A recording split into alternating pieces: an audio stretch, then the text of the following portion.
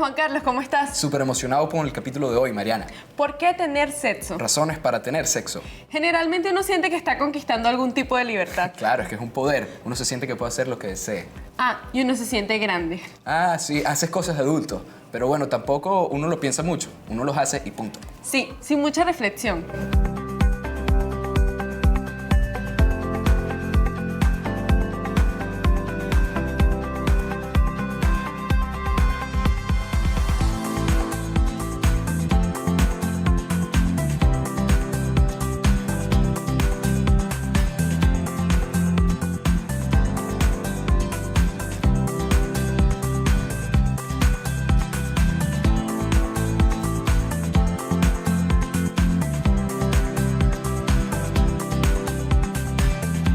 Sin grandes investigaciones y con solo observar a la naturaleza, podemos concluir que dejarnos llevar por nuestros instintos y hormonas desenfrenadas, eso es más animal que humano. Bueno, somos naturaleza, ¿no? Sí, pero ¿qué nos diferencia de los animales? ¿Nunca lo has pensado? Si me siento frente a 3 litros de helados y me dan ganas de comérmelos y me los como todos, es como un perro que destroza la basura para comerse lo que consiga. Siempre decimos, leemos, escuchamos que lo que nos diferencia de los animales a los humanos es nuestra facultad de pensar. Exacto. Estoy allí parada frente al chamo más guapo del colegio. Todos mis amigos han tenido sexo, menos yo.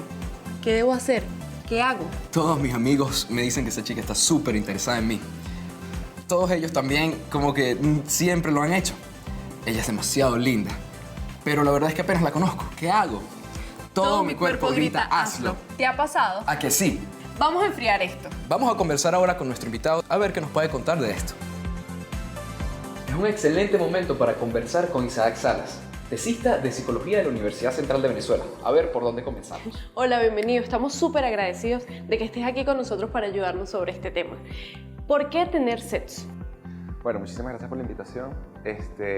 Bueno, es una pregunta muy interesante, sobre todo en la actualidad, en donde tenemos tantos casos de las consecuencias de tener sexo antes de cuando se debería, o no tanto en un tiempo en específico por la edad, sino por las consecuencias que se pueden tener cuando se tiene sexo sin las condiciones apropiadas. ¿Por qué tener sexo? Yo creo que esto responde a una de las cosas fundamentales de la adolescencia, en donde el muchacho siempre está buscando construirse, buscar una identidad, qué le gusta, qué no le gusta, cuáles son sus preferencias. Y por supuesto esto siempre remite indiscutiblemente al sexo. Cómo se experimenta él, cómo se va a relacionar con el otro. Entonces, por supuesto, esto varía muchísimo. Hay personas que tienen como un contacto más directo con sus compañeros, sus grupos, por ejemplo, el colegio, o hay muchachos que simplemente están pendientes de otra cosa. Entonces, variará. Depende, por supuesto, las posibilidades y las experiencias que tenga el niño de acuerdo a sus relaciones con sus padres, sus intereses propios y su propia disposición para este tema. Generalmente, ¿qué crees que es lo que está animando a los jóvenes para que inicien su vida sexual? Bueno, hay diferentes motivaciones que llevan a los jóvenes a tener relaciones. Una de ellas, y es la concepción que yo tengo, es esta etapa del duelo de los jóvenes en los que no son niños ni son adultos. Entonces ellos están buscando cómo hacer cosas de adultos, porque ya no están de acuerdo con ser niños. Entonces un muchacho de 15 años jamás te va a decir, bueno, ya yo no voy a jugar a la pelota, no sé qué, yo quiero hacer cosas de grandes. Entonces, generalmente buscan esas acciones que toman los grandes y ellos las tratan de imitar. Entonces, una de ellas es, por supuesto, tener relaciones sexuales con su pareja, con la persona que tengan como a bien hacerlo. Por supuesto, también está una cosa de reivindicación narcisista en tanto sus compañeros. Esto se ve como fálico, es decir, mientras que tú tengas relaciones sexuales a más temprana edad, tú tienes como algo que te hace superior al otro. Entonces, por supuesto, hacerlo te coloca en una posición privilegiada dentro de tu grupo. Y siempre llama la atención, a lo mejor a un muchacho de 15 años, sentirse que ya se experimentó por primera vez dentro de las relaciones sexuales, a diferencia de sus compañeros que a lo mejor es, tú sabes, el que es más tranquilo, no lo ha hecho todavía. Entonces, por supuesto, esta motivación del poder, del colocarse en una mejor posición con respecto al otro, es como que siempre clave dentro de los adolescentes con respecto a este tema. Claro, y no, yo también lo ves como un juego, porque, wow, mi amigo ya lo hizo. Claro. No todavía. Sí, es un tema de competencia también, es decir, y también una vez que tú te inicias, luego está la cosa de los números, ¿no? Entonces, claro, yo lo he hecho con tantas personas, claro, o con tantas otras personas, es decir, porque también está la cosa no solo la calidad, sino también la cantidad, es decir, como, bueno, yo lo hice con tal persona que es como la que todo el mundo quiere, o el que todo el mundo quiere. Entonces, para sentirse más grande. Para sentirse más grande, para normalizarse narcisísticamente, o para quizás sentir ese lugar de poder con respecto al otro. Claro, ¿y vale la pena reflexionar un poco sobre esto o solamente dejarse llevar por la curiosidad? Bueno, vaya que vale la pena reflexionar sobre esto. Yo creo que fundamentalmente la responsabilidad cae sobre los jóvenes en preguntarse a sí mismos si ellos están en las condiciones y de preferencia de hacer ese tipo de acciones, es decir, si ellos están preparados para tener relaciones sexuales, si esas motivaciones son propias o de otra persona, y preguntarse también si realmente vale la pena hacerlo. No es que sea un compromiso, no es que sea algo que ellos tengan que hacer, sino que ellos realmente quieren hacerlo y que se sientan dispuestos, tanto física como emocionalmente, para hacerlo. Es decir, evidentemente tiene que existir un apoyo de parte de la escuela, de los padres, de las organizaciones, pero finalmente la responsabilidad siempre cae sobre uno porque los padres jamás pueden estar encima de tuyo el 100% del tiempo. Entonces va a llegar un momento en que tú lo vas a poder hacer, entonces ese es el momento en que tú tienes que tomar la decisión si sí o si no, si lo quiero hacer o no lo quiero hacer, o si estoy preparado para hacerlo o no. Y por supuesto lo de estar preparado para hacerlo pasa por sí. Estoy tomando digamos, los métodos anticonceptivos que son apropiados para eso, estoy haciéndolo con alguien que en verdad vale la pena. Entonces todas estas preguntas siempre caen sobre uno y uno debe saber responderlas, o sea, para sentirse bien uno mismo y para evitar consecuencias indeseadas en el futuro. Claro, y también la edad, que no solamente tiene que ser 15 años. Claro, no, la edad varía muchísimo. De nuevo, eso depende de las circunstancias propias de la persona. Es decir, hay personas que se sienten mucho más inclinadas porque su contexto sí lo piden y otras que pueden pasar, imagínate, muchísimos años antes de iniciarse por primera vez. Sin tener las ganas de Bueno, yo creo sentirse preparado Es para que eso. realmente muchos psicólogos piensan que es la forma en que el adolescente haya sublimado la pulsión. Entonces, en ese punto, bueno, hay personas que se dedican mucho más tiempo a los estudios, hay personas como que al trabajo y otras personas que dejan como de lado esta parte hasta que realmente consiguen a alguien especial con quien hacerlo. Entonces, y eso no le resta puntos a nadie. Entonces, eso es como muy personal de cada quien. Claro, es la vida de cada persona. Pero, ¿crees tú que las primeras veces de las personas son buenas siempre? Bueno, ¿O no? sí y no. Es decir, un poco la inexperiencia dificulta estas experiencias porque evidentemente el cómo hacerlo, cómo se hace, cómo es el contacto con el otro suele ser muy torpe, suele ser como muy brusco las primeras veces, pero obviamente depende de cada persona. Es decir, hay personas que ven tutoriales en YouTube, hay personas que se meten en páginas, hay personas que como que le preguntan a las demás. Entonces evidentemente que la experiencia primera siempre es traumática, yo creo que no. Incluso si la tienes, hay personas que se inician sexualmente a los 20 años, 25 años, y esas personas como que no tienen experiencia directa, pero sí tienen experiencia de sus compañeros, de sus padres, que le indican, entonces pareciera que estuvieran llegando a algo que ya saben qué hacer. Inmediatamente están como completamente que ya esto es como que lo conozco aunque no lo haya hecho. Okay. Sí, porque puede ser que te pase que tú mismo no te conozcas qué es lo que de verdad te gusta. Por lo menos que te Claro. gusta que te toquen por acá, que te gusta la que Claro, allá. obviamente ahí entra como el asunto de la experiencia que se construye dentro de la adolescencia, es decir, eso de las preferencias, los gustos, saber qué te gusta, incluso saber qué orientación sexual tienes, porque también eso, hay personas que al no tener experiencias no saben cuál realmente es como ese toque final al que van a preferir y evidentemente va a suceder que van a iniciar pues, seguramente de una forma y van a terminar teniendo relaciones de otra, porque variará, porque encontrarán nuevas cosas, porque se interesarán por nuevas experiencias.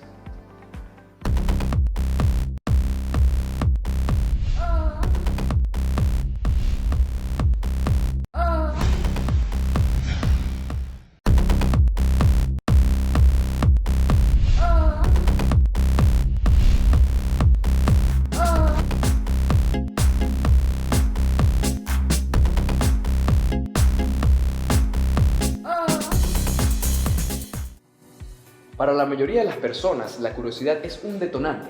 Quizás crees tú que teniendo más información puedan tener algún otro tipo de experiencia.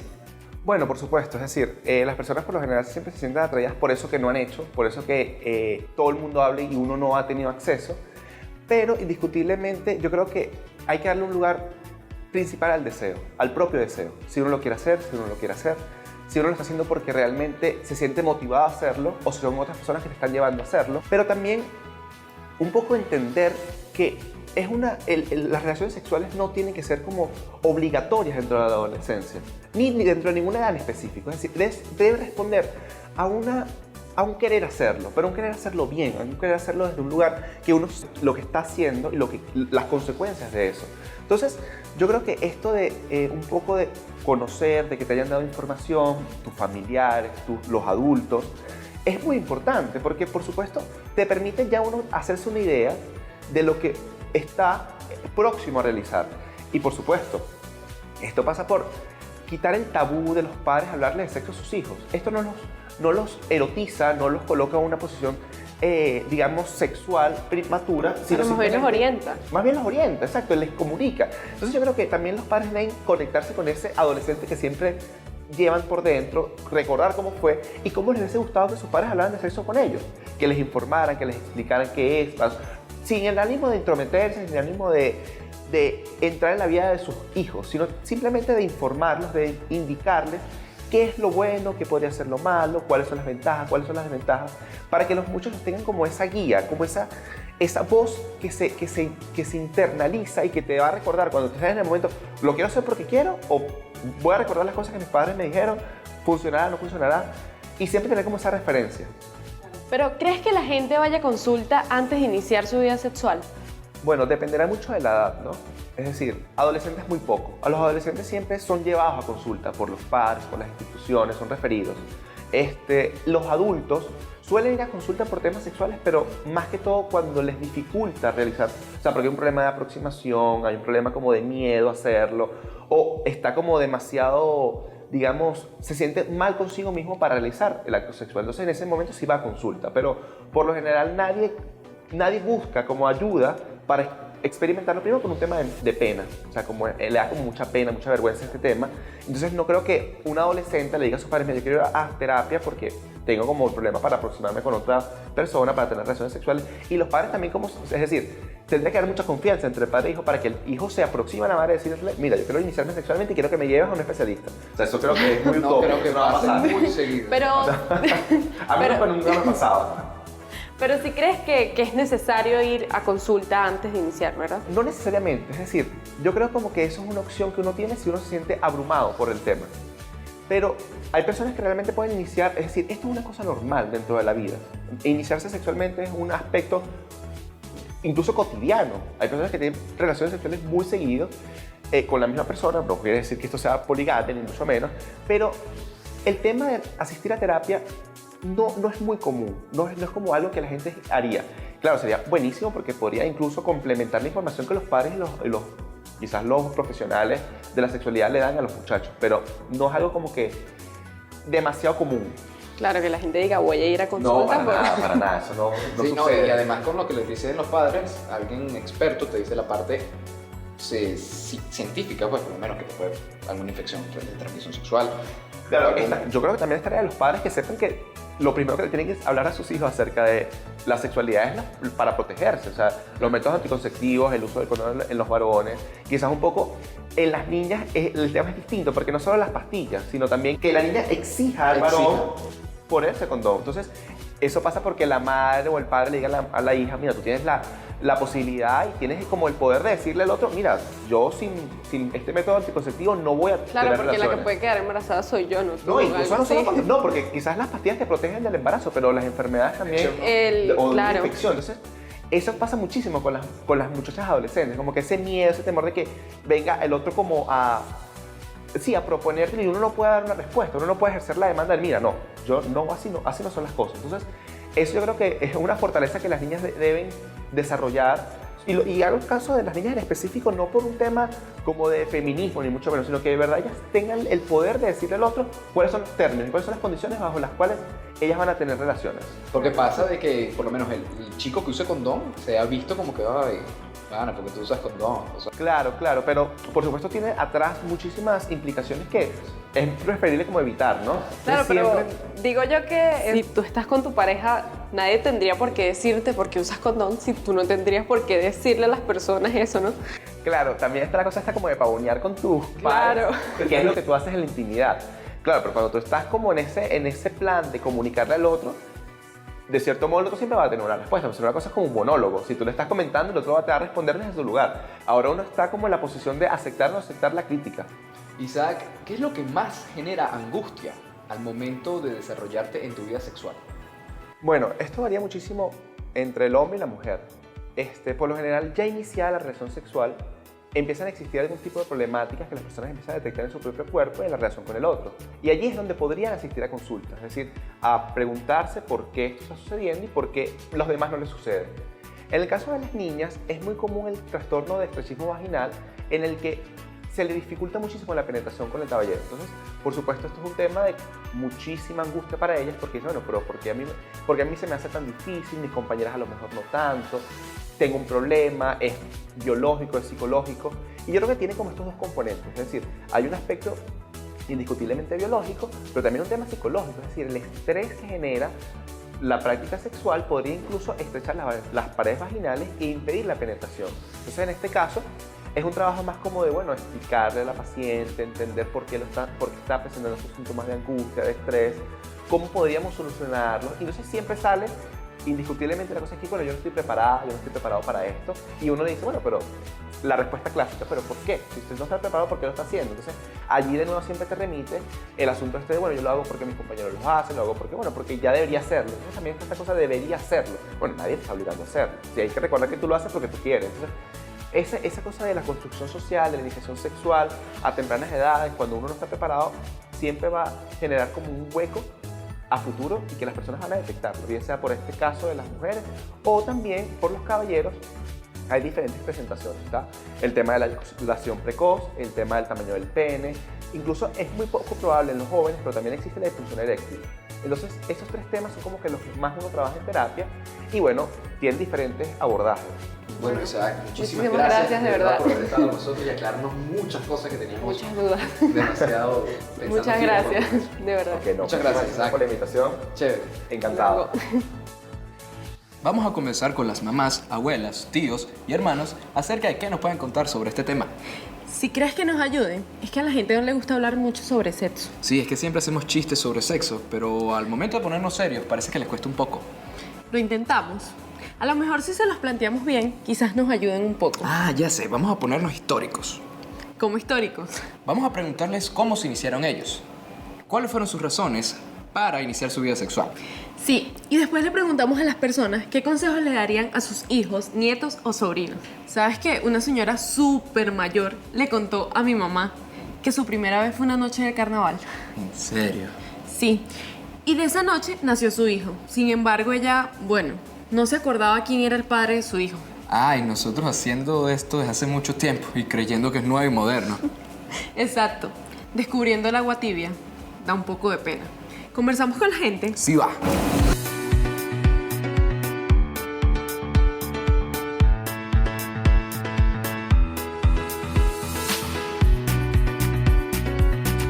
Primeramente, lo que le recomendaría quizás que espere, quizás suene cliché, quizás es muy repetitivo, pero creo que es esencial el que estés seguro de la persona con la que vayas a iniciar tu vida sexual, porque es bueno tener un buen recuerdo. Estoy pensando específicamente en mi hija, ¿no? Que procure conocer bien al novio que tenga para que pueda hacer un balance sobre si de verdad internamente ella considera que es la persona adecuada para iniciarse sexualmente. Y segundo, que antes de hacerlo vaya a un ginecólogo, yo puedo llevarla, para que el especialista se encargue de recomendarle algún método anticonceptivo que sea de su conveniencia. Saber que lo hace verdaderamente porque lo desea, no por presión de terceros, no por presión social, ni por presión de la pareja. Hay que usar los métodos anticonceptivos ahorita, porque nada es más saludable que estar siempre cuidado en ti mismo. Que se toquen a sí mismas, que se masturben, porque es la mejor forma de conocerse uno mismo y además que el mejor orgasmo que uno puede tener es el que uno mismo se produce. Quien mejor conoce el cuerpo es uno mismo.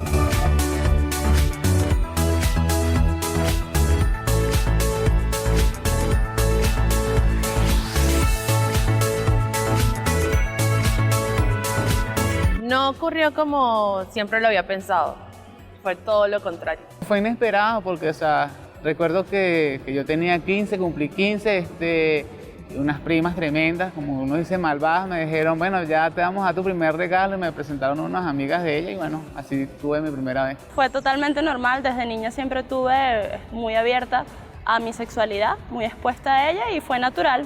Si lo comparas con los posteriores, no fue nada bueno.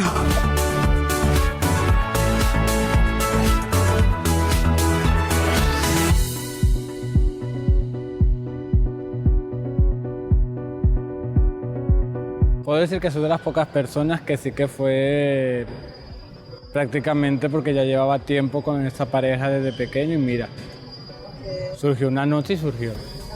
Curiosidad, tenía mucha curiosidad, ya el cuerpo como que me picaba, me hablaba, yo decía, ¿esto para dónde va? Y bueno, así me inicié.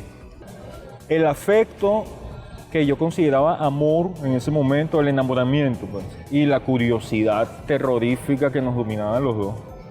El bombardeo de los medios de publicación sexualmente hacia mí.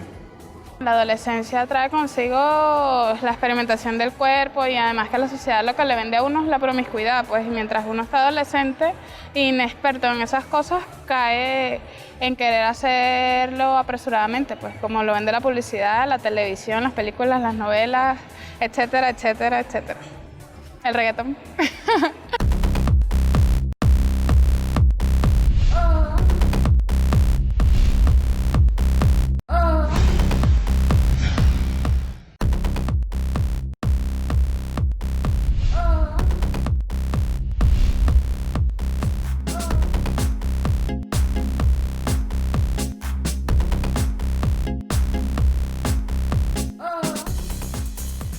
Vamos a darle la bienvenida ahora a Jessica Rodríguez, nuestra sexóloga invitada.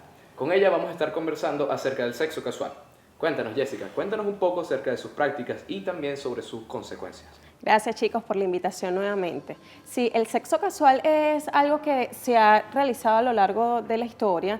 Realmente, como su nombre lo indica, es esa relación sexual que tenemos con una persona que posiblemente ni siquiera conocemos y, como su nombre lo indica, es casual. Generalmente surge de estos contactos que nosotros hacemos a través de internet, a través de vía WhatsApp o porque lo conocí a través de un amigo, como también es posible que fui a una discoteca y, bueno, conocí a alguien, hubo esa interacción y tuvimos un sexo casual. Fisiológicamente, esto es una conducta de que, bueno, que si tú tienes un estímulo, puedes responder sexualmente a ello, ¿de acuerdo? Es decir, el organismo y la persona está en capacidad de poder responder un estímulo sin necesidad de vincularse afectivamente con esa persona. ¿Qué sucede? Y sobre todo ahorita en la juventud. Esta práctica hay siempre que medir las consecuencias. ¿Por qué? Porque ha habido que no, o se ha visto que no siempre los resultados o las consecuencias han sido positivas. ¿Qué quiero decir con esto? Que bueno, que hemos visto casos de violencia, hemos visto casos de infecciones de transmisión sexual. Por decirle un caso particular, tú estás en una fiesta, ni siquiera tenías conocimiento o creías que ibas a tener esa práctica sexual, resulta que conoces a una persona y ninguno de los dos tiene métodos anticonceptivos y lo único que piensan es evitar el embarazo. Entonces, ¿qué dicen? Bueno, mañana me tomo la pastillita al día siguiente. Ok, pero tú no sabes con cuántas historias se ha acostado a esa persona. Bien, entonces hay que medir esas consecuencias. Como lo dije, si bien el cuerpo está en capacidad de responder a este estímulo que sí me gustó, fue una interacción, hay muchas consecuencias y es la que hay que medir. Hablemos de las relaciones monógamas primero en la historia. ¿Siempre ha sido así? ¿La monogamia siempre ha sido una tendencia humana? Digamos que es lo que socialmente se ha pedido. Si nos vamos un poco más a épocas anteriores y lo vemos desde un punto de vista económico-social, la monogamia surge en primer momento como que en aquel momento cuando hablábamos de las tierras, de poseer, de necesitar, el hombre necesitaba garantía de que, bueno, de que mis hijos fuesen mis hijos y hubiese prueba de ello. Y para ello, bueno, necesitaba que mi esposa fuese mi esposa y que no tuviese relaciones con otra persona. Digamos que la historia de la sexualidad también tiene que ver con muchos estos acontecimientos económicos, sociales y culturales. Entonces, a partir de este momento empieza a verse como que, bueno, que yo necesito que esta persona esté conmigo, nada más conmigo para comprobar de que ellos son mis hijos y así poder hacer como la herencia de las tierras y garantizar la tenencia. ¿Qué sucede también? Que en este momento también hay la época en el que el hombre se le permitía, bueno, tener varias mujeres y era la mujer la que tenía que permanecer con el hombre. Entonces era como una cierta monogamia, pero como que esta condición era más para la mujer que para el hombre. Ya a lo largo de la historia se va evidenciando que, bueno, que es como el sistema que más pide la sociedad, es el sistema socialmente más aceptado.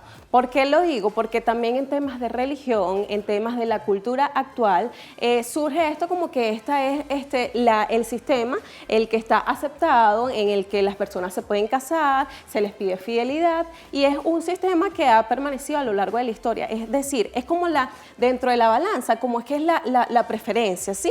Entonces va a ser siempre un sistema como de preferencia. Sin embargo, ¿qué sucede también con la monogamia? Que en muchas oportunidades las personas cuando acuerdan tener un tipo de relación, es preciso hablar qué se entiende por monogamia o que me sea fiel. ¿Por qué? Porque puedes pedirle exclusividad y no solo o que es monogamia para ti y que lo es para mí. En ese caso me refiero a que tú puedes, dejas de ser monógamo si piensas en otra chica o si vistes un contenido erótico sexual de otra persona, o si incluso te masturbaste. Entonces, establecer esos acuerdos. ¿Por qué? Porque si nosotros lo vemos solo socialmente, bueno, sí, se supone que nos casamos, que me tienes que ser fiel y que solo soy la única pareja, pero ese tipo de cosas las parejas no suelen conversarlas. Y no suelen conversarlas es cuando entonces inician los conflictos porque no hay acuerdo. Y lo importante es que ambos conozcan cuál es su posición, cuál es su postura y qué quieren respecto el uno del otro, qué espera. Por ejemplo, decirle a tu pareja, yo aspiro o quiero de ti exclusividad sexual, es decir, no me gustaría que estuvieses con otra persona porque para mí es muy importante y valioso serlo, y si yo estoy pidiendo esta condición, entonces estoy como también entrando en un acuerdo que yo también puedo hacerlo y que estoy en capacidad de darlo. Como hay otras oportunidades en que hay un acuerdo entre la pareja que bueno, que tal vez puede ser un poco más abierta y estos acuerdos pueden respetarse. ¿Qué es importante también señalar aquí? De mi condición como persona. ¿Por qué lo digo? Porque en muchas oportunidades caemos en un sistema, en una preferencia de relación por aquella presión social que existe. Es importante que cada quien se conozca, que sepa realmente qué quiere, si realmente mi vida es estar al lado de una pareja. No precisamente porque la sociedad lo diga, te tienes que casar, tienes que tener hijos a tal edad, eso, no. Explorarte tú como persona, qué quieres ser, qué quieres hacer, cómo está con el tema de tu sexualidad, cuánto te conoces para poder experimentarlo con el otro. Entonces, no precisamente, o sea, tienes que culminar exactamente, como ustedes dicen, casarte, esto, todo porque lo dice la sociedad, pero tiene que ser algo muy particular.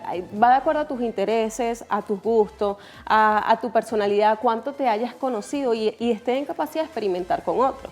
¿Qué sucede esto? Y lo voy a comparar acá con lo del sexo casual o estos encuentros casuales que, si bien es cierto que estamos indicando las consecuencias del sexo casual y también una persona, no, es que no me gusta ser monógama, ok, eso es entendible, como le dije, fisiológicamente está en la capacidad de responder. Solo que hay que medir las consecuencias. Si tú quieres establecer un acuerdo con una persona, que si existe parejas sexuales, es decir, bueno, simplemente hay un acuerdo entre una persona y yo que conozco y que, bueno, vamos a tener ciertos encuentros sexuales, pero la persona lo hace porque tal vez no quiere entrar en una relación que socialmente es lo que se ha impuesto. Entonces, más allá de comprometerse a lo que te dice la sociedad, a lo que te exige, a los parámetros que engloba la sociedad, es conocer realmente lo que tú quieres experimentar, lo que quieres explorar, lo que a ti te gusta como mujer, como hombre. Cuando te das cuenta en una oportunidad que sí hiciste lo que te dijeron tus padres, que aunque lo hacen porque te aman y lo que quieren, realmente tú no evaluaste que era lo que realmente te gustaba. Y wow, te das cuenta y ya tienes 27 años y tienes 2 hijos y estás en casa y tienes un esposo y tú como que, wow, yo quería también otra cosa. Yo quería, o tal vez ser profesional o no, yo quería viajar, yo quería experimentar otras cosas o estar con la misma pareja porque fue tu primer noviecito y esa fue la imposición. Entonces sí, te tienes que casar y tienes que estar con él. Y lamentablemente hay muchas parejas jóvenes y adultas que están bajo esta presión social con la pareja. ¿Y qué pasa? Que hay muchas consecuencias. Consecuencias de violencia, consecuencias de maltrato, de frustraciones que se las vamos transmitiendo a nuestros hijos. ¿Por qué? Porque no me eduqué, no contribuí con mi autoestima, no me reforcé y eso es lo que le estoy transmitiendo a mis hijos y va mucho con lo que tiene que ver que comentamos en el capítulo anterior, que transmitirle a los hijos eso que nosotros mismos sentimos de nosotros mismos. Yo no voy a educar a alguien sexualmente, a mi hijo sexualmente, si yo ni siquiera me conozco. Entonces, ese tipo de cosas es muy importante tomarlas en cuenta, que independientemente cuál sea la decisión que tú tomes de estar con una persona, de estar con una pareja, de estar con varias parejas, que es una decisión muy responsable, asumiendo siempre las consecuencias y principalmente evitar hacerte daño y evitar haciendo daño a los demás. Hay algo que sí sucede muy frecuentemente y es que la persona evalúa mucho no hacerle daño a los demás y no se da cuenta de cuánto daño se está haciendo a sí mismo. Y eso se hace solo a través de un proceso terapéutico que te das cuenta, empiezas con ciertas molestias, con ciertos dolores, empiezas a acudir como a un especialista que te va dando cuenta de que todo esto que te está aconteciendo es producto de esa insatisfacción que tienes y no lo sabías.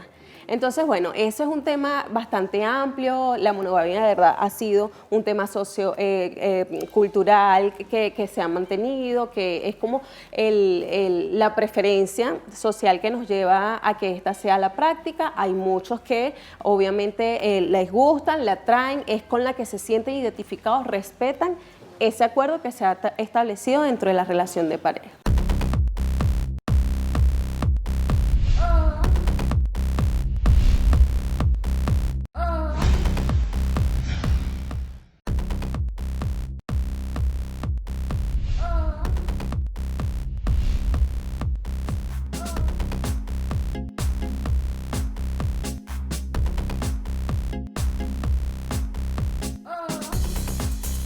En la naturaleza vemos también animales monógamos como los pingüinos y las guacamayas.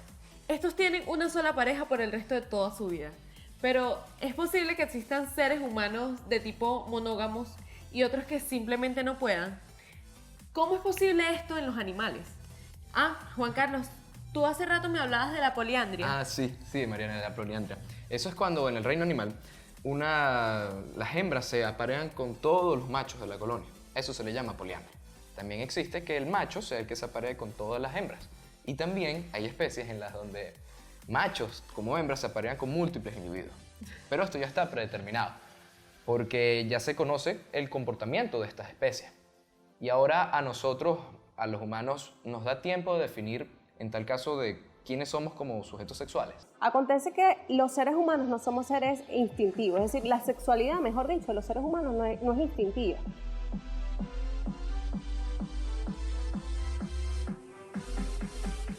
Porque hay un razonamiento, porque hay un aprendizaje, porque desde que estamos pequeñitos, incluso bebé, se nos va asignando ese color de ropa, se nos va asignando ese nombre de que el niño tiene que ser un poquito cómo correr, cómo caminar, todas esas series de asignaciones que se nos van haciendo socialmente. Lo que no acontece con los animales. Ya por ahí hay una diferencia muy amplia, que si nos da tiempo de definirnos como seres sexuales, fíjate, sería bien gratificante que de verdad eso fuese una materia de educación de toda la vida, desde chiquitico. ¿Por qué? Porque es necesario educarnos. Hay personas que adultas aún así ni siquiera se han definido como seres sexuales, no lo digo por un tema de orientación o porque no hayan tenido una relación sexual, sino que se hayan identificado y saber realmente qué es lo que sienten a gusto y que pueden decir esto es lo que a mí me gusta y cuán placentero me siento con mi identidad y con mi sexualidad. ¿Qué sucede? El ser humano tiene una capacidad de variar. Sexológicamente hablamos de esto cuando un ser humano tiene la capacidad de poder variar en cuanto a métodos, es decir, de qué manera le gusta tener las relaciones sexuales, con qué frecuencia, y variar también en cuanto a las personas. Es decir, que yo puedo estar en la capacidad de estar con una persona el día de hoy, en la próxima oportunidad tuve hace un año después, tuve al año siguiente otra pareja, tengo capacidad de variar. Si pueden existir las personas monógamas o si esto se aplica en la vida de los seres humanos, es totalmente posible. Sin embargo, ¿qué sucede? Cuando está una relación monógama tiene que ver muchísimo también con eso que hablaba hace rato con respecto a lo que yo quiero, con lo que me siento identificado y con lo que me siento a gusto. Acontece mucho que nosotros unimos el afecto, el amor e incluso la reproducción para poder estar con una persona sexualmente. Esto quiere decir que si mis intereses están en que yo voy a tener una relación sexual, básicamente, o monogamia no hablamos solo de relación sexual, sino también a nivel afectivo.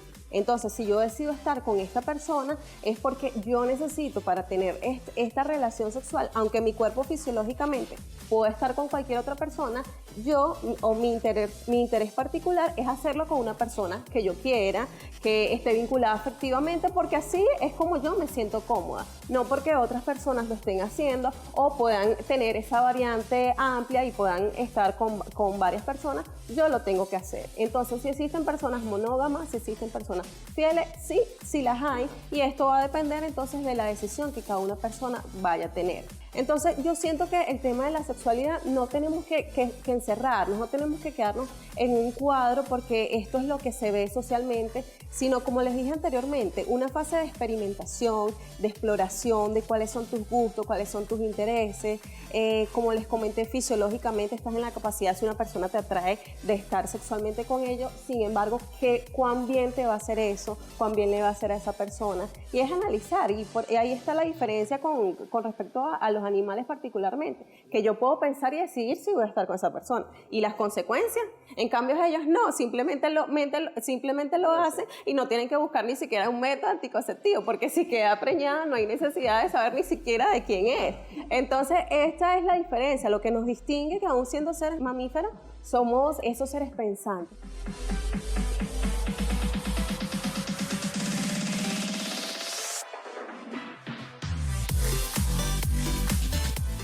Acontece también que hay un momento en el que se establece un patrón sexual. ¿Qué quiere decir eso? Que ya cuando desde que nosotros nacemos, estamos en una fase de experimentación, una fase de transición, después viene una fase como que en la que tú estás más definido, que me refiero cuando eres adulto, como que ya sabes más tus intereses. En esa oportunidad se va estableciendo como un patrón sexual. Esto quiere decir que tú te identificas primero con qué orientación tienes. Si te gusta una mujer, si te gusta un hombre. En segundo lugar, cuáles son los métodos que a ti más te gustan, de qué manera te gusta a ti experimentar más. Y también con cuánta frecuencia tú quieres estar con esa persona, puedes tener un encuentro sexual. Todo ese patrón sexual es lo que te va a ir definiéndose también en base a las creencias que hayas tenido desde pequeño, en base a esa educación. Por eso hago tanto hincapié en la importancia de ojalá se nos siga educando para que las personas se puedan identificar sexualmente, y no desde la culpa, y no desde, oye, ¿por qué estoy haciendo esto? ¿Por qué me estoy tocando, observando? No, es totalmente fisiológico, es parte de ti, es lo que te va a identificar. Y ojo, esa identificación que tengas contigo mismo es lo que te va a permitir experimentar y generar ese encuentro de placer con otra persona. ¿Cuáles serían los beneficios de iniciar una vida sexual saludable y armónica en los seres humanos? ¿Y hay una edad ideal para comenzar la vida sexual? Fíjate, los beneficios, y cuando dices de iniciar una relación sexual armónica, yo diría que la primera relación sexual que uno puede iniciar de manera armónica es consigo misma. Ese es el mejor beneficio. ¿Cuál es la recomendación? Explorarse, conocerse. Cuestión que, como comentamos en el capítulo anterior, de que le permita desde niño a que se conozca, a que se experimente, verse en el espejo. Eso es lo más satisfactorio y saludable. ¿Por qué? Porque cuando yo vaya a tener ese encuentro sexual con otra persona, ya yo me conozco, o al menos ya me he explorado. Siempre va a haber algo que tengamos que conocer de nosotros, pero ya yo me he explorado al menos sexualmente. Sé que me gusta, sé cuáles son mis miedos, sé que me incomoda. Entonces, ese es el beneficio de iniciar esa relación sexual contigo mismo. Es decir, la invitación es: chicas, chicos, conózcanse. Y con respecto a la edad ideal, realmente no hay una edad ideal para uno decir, mira, esta edad es la que puedes iniciarte sexualmente. Sin embargo, se puede evidenciar en el caso de Venezuela, por las estadísticas que muestran los embarazos a temprana edad, niñas de 11 años que están ya embarazadas, y por los registros de infecciones. Y digo niñas en primer lugar porque estas son las que acuden a primera consulta, pero luego que vemos y el reporte, los niños son de 10, de 9 años, entonces ambos se están iniciando sexualmente muy temprano. Generalmente los varones se inician más temprano que las niñas. Sin embargo, si aún así se le preguntaba si ella lo hizo porque cree que estaba segura, que estaba decidida, habría que evaluar esos casos particulares, que son muchos, y someter a evaluación esta educación sexual que estamos teniendo actualmente. ¿Qué sucede? Que las niñas están considerándose aptas para tener ya una relación sexual. Entonces, en ese momento en el que tú sientas que tú particularmente te conoces, que te quieres explorar y que quieres conocer o que quieres experimentar ahora con otra persona. Si ya te conociste, bueno, ahora quiero experimentar con otra persona y que esta persona sea de tu agrado, sea de tu interés, que no te sientas sometida, que sea porque te estén obligando, porque te estén empujando, por este entorno que hay entre tus pares, quiero decir, las amiguitas, sí, ya yo lo hice, tú por qué no lo haces, etcétera. Eso va como que desvirtuando un poco a lo que realmente yo quiero para mi sexualidad y tener esa relación con la otra persona.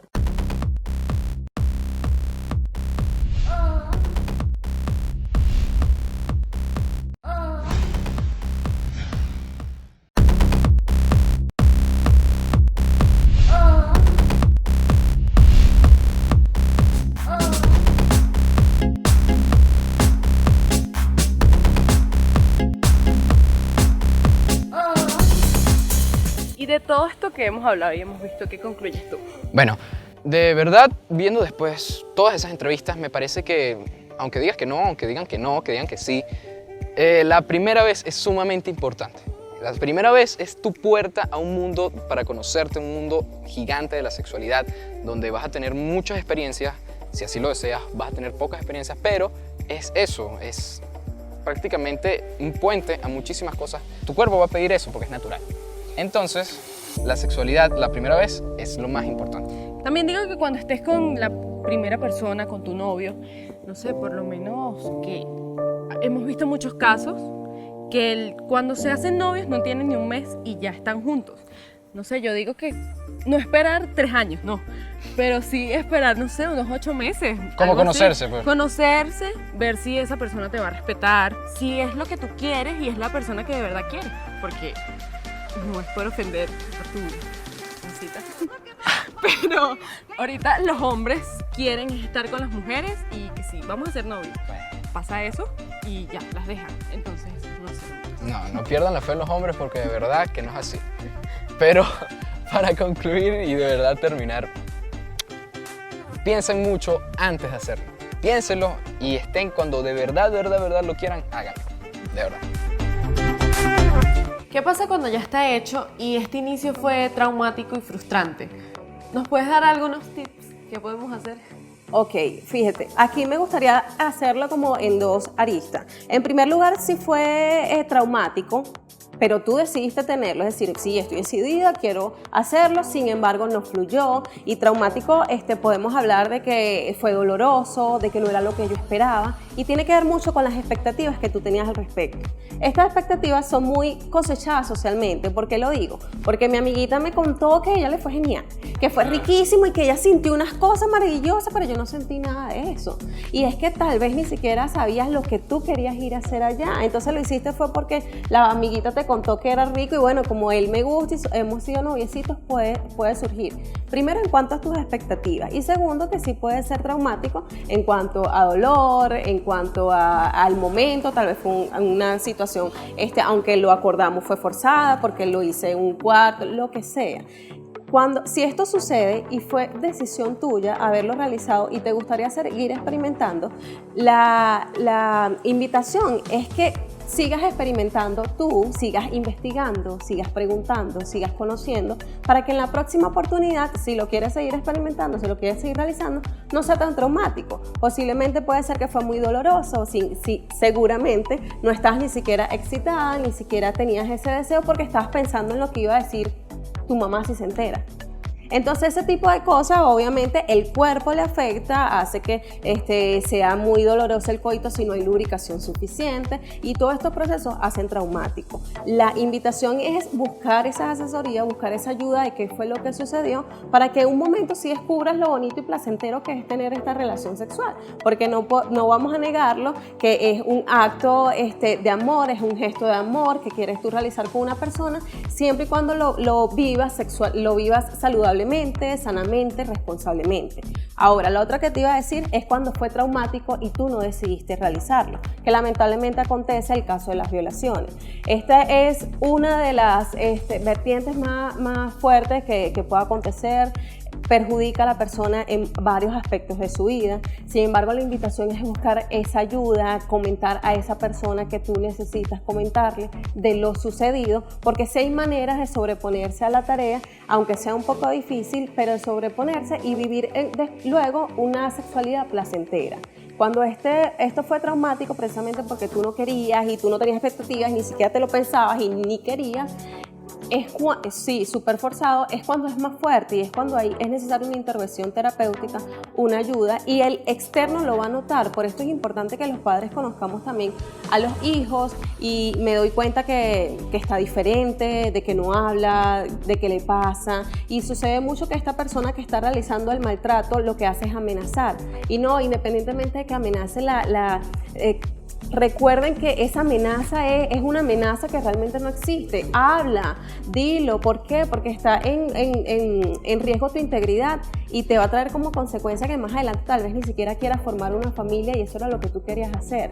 Entonces, ayuda hay bastante, orientación hay, solo que tenemos que abrirnos y buscarlo en el momento de que queramos mejorar nuestra vida. Hay muchos procesos también traumáticos que lamentablemente las personas se cierran, que no se les enseñó cómo abrirse, cómo preguntar, cómo explorar más allá, y bueno, lamentablemente entonces viven la sexualidad de una manera reprimida, de una manera poco satisfactoria, y así va a ser en su círculo. Va a ser un tema tabú, va a ser un tema poco hablado, y tampoco va a tener la capacidad de contarle la experiencia a esa otra persona que tal vez puede estar atravesando por lo mismo y le pudo haber ayudado a prevenirlo quizás. Jessica, yo te quería decir algo más o menos que estabas hablando ahorita, que es eso de la presión social. Eso de la presión social parece ser que es lo que más le importa a las personas ahorita, más a los niños por lo menos. Si estás hablando de los embarazos a los 11 años, eso es pura presión social. Claro. O capaz que no los orientan bien. Entonces es perfecto que digas que tiene que conocerse uno mismo. O sea, claro, tú no puedes interesar lo que digan tus amigos, no puedes interesar lo que te diga nadie. Tú tienes que hacerlo cuando tú quieras y cuando tú lo necesites. No lo sientas.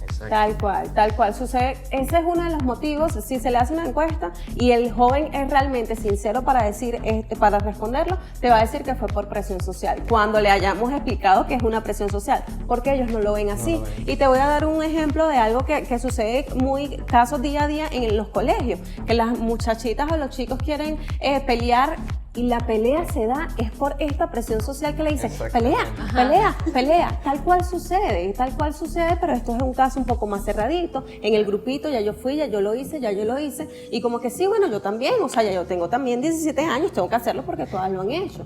Entonces no es precisamente por esto. Eso es súper importante, irle cultivando y cosechando la personalidad a los niños. En mi caso particular, le digo a mi hija, o sea, lo que hizo ese amiguito no es lo que tienes que hacer tú, y menos si te incomoda, porque además muchas de las que inician esta relación sexual, sí, cumplí con la sociedad, y yo ¿cómo me siento? Bueno, ni me gustó, ni entonces estamos haciendo como muchas cosas que acontecen en la vida, y es que es darle placer al otro, o ese otro ni siquiera se enteró de que lo hice. Entonces termino yo arriesgando mi salud, mi seguridad, mi integridad, mi bienestar, por complacer o por hacer lo que socialmente se nos indica. Entonces mucho de lo que ya hemos conversado, el conocerte realmente qué quiero, cuáles son mis intereses, y si consigues una persona con la que quieres experimentar, que tenga los mismos intereses que tú, que tengan un para qué claro, que sucede mucho en las relaciones de pareja, que bueno, no, yo solo quiero encuentros sexuales, y resulta que la chica, que generalmente acontece más, no digo que el chico no, pero la chica se enamora, mira, pero yo quisiera casarme, y eso, y el chamo como que no, yo lo que quiero es simplemente relaciones sexuales. Si este acuerdo no hay, entonces sucede ese tipo de situaciones traumáticas que le afecta a las personas, a su autoestima y a su bienestar. Wow, me gustó, pero se terminó por hoy. Estaba esperando que te pusieras intensa, quería vengarme. Lo siento, darling, pero no te daré el gustito. Tranquila, que la venganza es un plato que se come frío.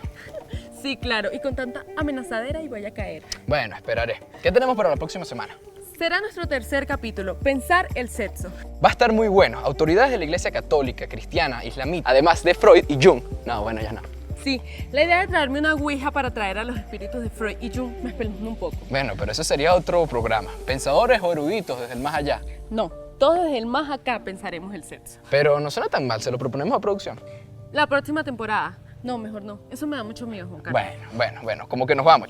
Sí, esto se acabó. Nos vemos la próxima semana. Misma hora, mismo canal y... Síganos a través de nuestras redes sociales.